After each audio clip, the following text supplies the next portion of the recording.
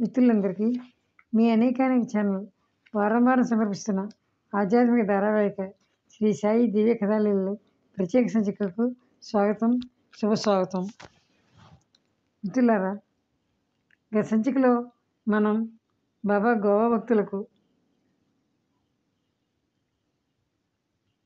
తమ సర్వవ్యాపకత్వాన్ని, సర్వాంతర్యమిత్వాన్ని, తాము సర్వత్రా సాక్షి అని ఏ విధంగా తెలియజేశారో చెప్పుకున్నాం.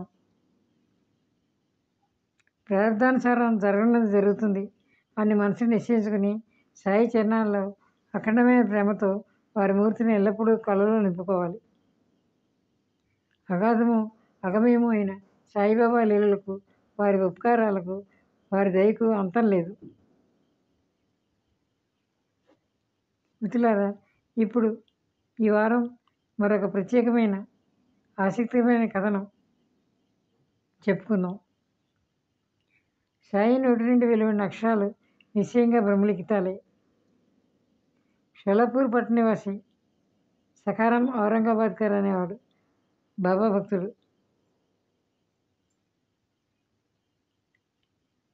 అతని భార్య పుత్ర సంతానం కోరుకుంటూ ఆతృతతో షిరిడీకి వచ్చింది. వివాహమై 27 సంవత్సరాలు గడిచిపోయినా ఆమెకు సంతానం కలగలేదు. ఎందరో దేవీ దేవతలు మొక్కుకొని ఆమె ఎంతో నిరాశకు గురైంది. పరంపావలైన సాయి సత్పురుషుని అగాధ చరిత్రను, వారి లీలను ఎంతగానో విని బాబా తన కోరిక తీరుస్తారు అన్న ఆశతో సాయి దర్శనానికి షిరిడీ వచ్చింది.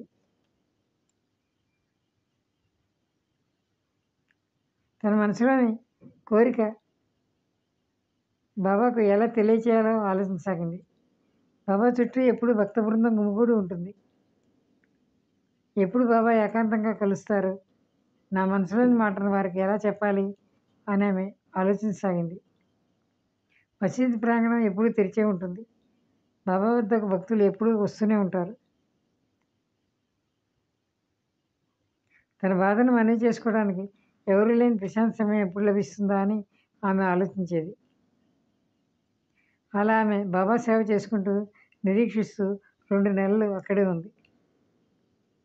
ఒకసారి బాబా వద్ద ఎవరు లేని సమయం చూసి ఆ స్త్రీ మాధవరావుతో తన కోరికను ఇలా చెప్పింది. బాబా ప్రశాంతంగా ఉన్నప్పుడు మంచి సమయం చూసి మీరైనా నా మనసులోని కోరికను బాబా చెవిని వేయండి. అది కూడా బాబా చుట్టూ భక్తులు లేనప్పుడు మాత్రమే. వారు ఒక్కరే ఉన్నప్పుడు ఎవరూ వినకుండా చెప్పాలి అని వేడుకుంది. అప్పుడు మాధవరావు ఆమెతో, ఈ మసీదు ఎప్పుడూ ఖాళీగా ఉండదు, ఎప్పుడూ ఎవరో ఒకరు దర్శనానికి వస్తూనే ఉంటారు. ఈ సాయి దర్బార్ ఎల్లప్పుడూ తెరిచే ఉంటుంది. ఇక్కడ ఎవరికి ఏ ఆటంకమూ లేదు. అయినా ఒక మాట చెప్తాను, గుర్తుంచుకో. ప్రయత్నించడం నా పని. ఫలితాన్ని ఇచ్చేవాడు కీర్తిదాత మంగళప్రదుడు. చివరికి సుఖాన్ని కలిగించేది వారే.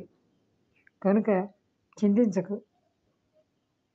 బాబా భోజనానికి కూర్చున్నప్పుడు నీవు ఒక టెంకాయను, అగరవత్తులను చేతపట్టుకుని సభామంటపంలో రాతి మీద కూర్చో. బాబా భోజనం అయ్యాక వారు ఆనందంగా ఉన్నప్పుడు చూసి నేను నీకు సహాయం చేస్తాను, అప్పుడే నువ్వు పైకి రా అని చెప్పాడు. ఆమె అలాగే వేచి ఉంది. శుభగడియ యోగం కలిసిరాక ఒకసారి సాయిబాబా భోజనం ముగిశాక అనుకోకుండా ఆమెకు అవకాశం లభించింది. బాబా తమ చేతులు కడుక్కున్న తర్వాత మాధవరావు వస్త్రంతో తుడుస్తుండగా బాబా ప్రసన్నంగా ఉండి ప్రేమోల్లాసంతో మాధవరావు బొగ్గను గిల్లారు. అప్పుడు భగవంతునికి భక్తునికి జరిగిన ప్రేమ సంవాదం ఇది. మాధవరావు వినయసంపన్నుడైన కోపాన్ని నటిస్తూ బాబాతో వినోదంగా, ఇది మంచి లక్షణమేనా? ఇలా గట్టిగా బొగ్గగిల్లే చిలిపిదేవుడు మాకు అవసరం లేదు. మేము మీకు రుణపడి ఉన్నామా? మన స్నేహానికి ఇదేనా ఫలితం అని అన్నాడు.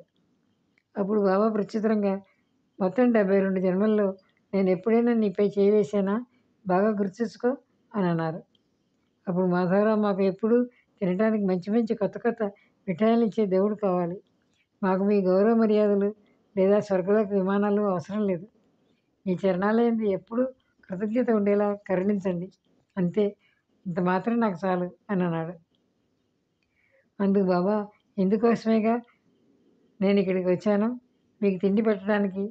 నాకు మీపై ప్రేమ కలిగింది అని అన్నారు. తర్వాత బాబా వెళ్ళి కటకటాల వద్ద తమ ఆసనంపై కూర్చోగానే మాధవరావు ఆ స్త్రీకి సైగ చేశాడు. ఆమె తన కోరికను బాబాకు నివేదించుకోవడానికి సిద్ధపడింది. సైగ చేయగానే వెంటనే లేచి గబగబా మెట్లెక్కి బాబా ఎదుటికి వచ్చి వినయంగా వినమ్రతతో ఎదురుగా నిలబడింది. బాబాకు శ్రీఫలాన్ని అర్పించి వారి పాదపద్మాలకు వందనం చేసింది. బాబా ఆ కొబ్బరికాయను తమ చేతులతో గట్టిగా కటకటాలపైన కొట్టారు. శ్యామ, ఇది ఏమంటోంది? కొబ్బరికాయ బాగా చప్పుడు చేస్తుంది అని అన్నారు. శ్యామ అవకాశాన్ని అందుకుని తన గర్భంలో కూడా బిడ్డ ఇట్లే చప్పుడు చేయాలని ఆ స్త్రీ తన మనసులో అనుకుంటూ ఉంది. ఆమె కోరిక తీరాలి. బాబా, ఆమె మనసు మీ చరణాలతో లగ్నం అవ్వాలి. ఆమె సమస్య తీరుగాక ఆమెను అనుగ్రహించి కొబ్బరికాయ ఆమె ఒడిలో వేయండి. మీ ఆశీర్వాదంతో ఆమె కడుపు పండి కొడుకులు కూతుళ్ళు కలుగుతారు అని అన్నాడు. అప్పుడు బాబా అతనితో వినోదంగా, కొబ్బరికాయతో పిల్లలు కలుగుతారా? ఇలా వెరిగా ఎందుకు అనుకుంటారు? జనానికి పిచ్చి పట్టినట్టు అనిపిస్తోంది అని అన్నారు. దానికి శ్యామ, మాకు తెలుసు బాబా, మీ మాటలేని ప్రభావంతో పిల్లలు వరుసగా పుడతారు. మీ మాటలు అంత అమూల్యం. కానీ ఇప్పుడు మీరు భేదభావంతో ఆశీర్వాదాన్ని ఇవ్వకుండా ఊరికనే కూర్చుని వృధా మాటలు చెప్తున్నారు. ఆమెకు కొబ్బరికాయను ప్రసాదంగా ఇవ్వండి అని అన్నాడు. కొబ్బరికాయను పగలగొట్టు అని బాబా అంటే, కాదు ఆమె ఒడిలో వేయండి అని శ్యామ అన్నాడు. ఇలా వీరిద్దరూ బాగా వాదులాడుకున్నారు. చివరికి బాబాయే ఓడిపోయారు. సరే, ఆమె బిడ్డలు కలుగుతారులే వెళ్ళు అని అన్నారు. ఎప్పుడో చెప్పండి అని శ్యామ నిలదీసి అడిగాడు. 12 మాసాల అనంతరం అని బాబా చెప్పగానే శ్యామ ధర్మాన్ని కొబ్బరికాయను పగలగొట్టాడు. సగం కాయను ఇద్దరు తిని మిగిలిన సగాన్ని ఆ స్త్రీకి ఇచ్చారు. శ్యామ ఆ స్త్రీతో, నా మాటకు నువ్వే సాక్షివి. ఇవాళ నుండి 12 మాసాలు పూర్తి కాకముందే నీ కడుపు పండి సంతానం కలుగుతుంది. కలగకపోతే నేను ఏం చేస్తానో విను. మీరు తలపై ఇలాగే కొబ్బరికాయను కొట్టి ఈ దేవుణ్ణి మసీదు నుండి తరిమేయకపోతే నా పేరు మాధవరావు కాదు. ఇటువంటి దేవుణ్ణి ఇక మసీదులో ఉండనివ్వను అని ఖచ్చితంగా చెబుతున్నాను. నీకు తప్పక అనుభవం కలుగుతుంది అని తెలుసుకో అని చెప్పాడు. అతని ధైర్యవచనాలు విని ఆ స్త్రీ మనసులో ఎంతో సంతోషించింది. బాబా చరణాలకు సాష్టాంగ ప్రణామం చేసి నిశ్చింతగా తన గ్రామానికి వెళ్ళిపోయింది. తనకు అంకితమైపోయిన శ్యామ మాటలకు బాబా కించిత్తైనా కోపం రాలేదు. కారణం, వారు భక్తుల ప్రేమపాసంతో కట్టుబడి ఉంటారు. భక్తుల మనోభిష్టాలను తీరుస్తారు. భక్తుల మాటలు నిజమని నిరూపించడానికి భక్తులను పాలించే కరుణాకలిన సాయి దయామయులు భక్తుల మురిపేలను, వారి చిరుకోపాలను ప్రేమతో తీరుస్తారు. శ్యామ బాబాకు గారా భక్తుడు, ప్రేమమయుడు, యుక్తాయుక్తాలు తెలియని అమాయకుడు. సత్పురుషులు భక్తుల సంకల్పాలను నెరవేరుస్తారు. ఇది వారి నిత్యవ్రతం. 12 మాసాలు గడిచేసరికి బాబా తమ సంకల్పాన్ని పూర్తి చేశారు. బాబా చెప్పిన తర్వాత 3 మాసాలు గడిచాక ఆ స్త్రీ గర్భం ధరించింది. అదృష్టవశాత్తు ఆమెకు పుత్రుడు జన్మించాడు. 5 మాసాల బిడ్డను వెంట పెట్టుకుని ఆమె భర్తతో సహా బాబా షిరిడి దర్శనానికి వచ్చింది. ఆమె భర్త ఎంతో ఆనందంతో సాయి సముద్రుని చరణాలకు వందనం చేసి వారికి 500 రూపాయలు అర్పించి కృతజ్ఞుడయ్యాడు. తర్వాత ఈ డబ్బును బాబా యొక్క గుర్రం శ్యామకర్ణాన్ని ఉంచే స్థలంలో గోడలను నిర్మించడానికి ఉపయోగించారు. ఇటువంటి సాయి సమర్థుని స్మరించుకోండి, చింతన చేయండి, ధ్యానించండి. వేరే ఎక్కడెక్కడికో పరుగులు పెట్టకండి. భక్తులకు సాయే విశ్రామధామం. తన నాభిలోనే కస్తూరిని ఉంచుకొని ఎక్కడనో వెతుక్కోవటం ఎందుకు?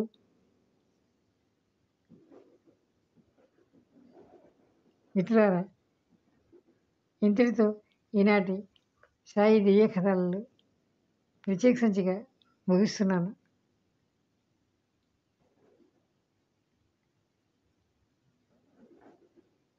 మిత్రులారా, అనేక ఛానల్ సబ్స్క్రైబ్ చేయండి, ఛానల్ని లైక్ చేయండి, ఛానల్ని ప్రోత్సహించండి.